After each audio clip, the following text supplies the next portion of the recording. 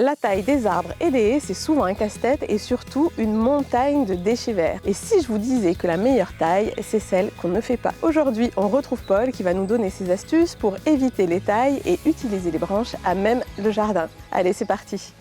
Paul, la base déjà, c'est éviter de tailler. Comment on peut s'y prendre pour éviter de tailler les arbres? Il faut placer les arbres au bon endroit. Ça vous évitera beaucoup d'entretien. Par exemple, si vous souhaitez planter un arbre de haut développement, s'il est planté à moins de 8 mètres de votre habitation, vous allez constamment le tailler pour notamment que les branches n'aillent pas sur votre toiture ou trop près de votre fenêtre et de la façade. Là, l'idée, c'est que l'arbre se tient en port libre et on essaye de le tailler le moins souvent possible, uniquement pour des petits entretiens, notamment pour le bois mort ou lorsqu'il y a des maladies ou des plaies. Ça va favoriser tout ce qui est lié à la biodiversité.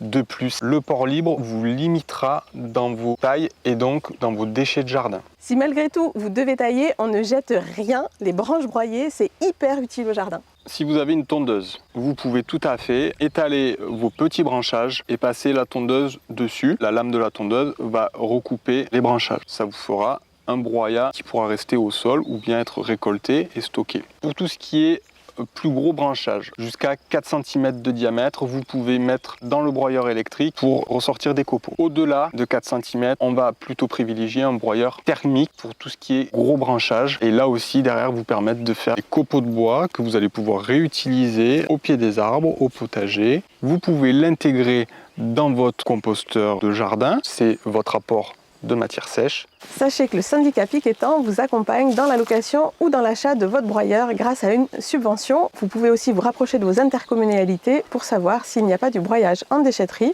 ou des prestations de broyage à domicile. Et pour tous les autres petits déchets verts, vous pouvez aussi essayer le compostage à froid.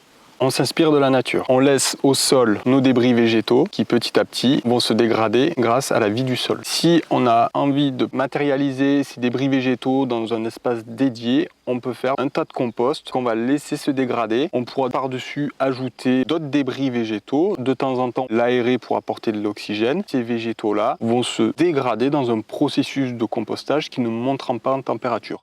Merci Paul pour tous ces conseils. En résumé, il suffit de bien choisir ses végétaux, les placer au bon endroit et laisser faire la nature le plus possible. N'hésitez pas à partager vous aussi vos astuces en commentaire et à vous abonner pour toujours plus de conseils.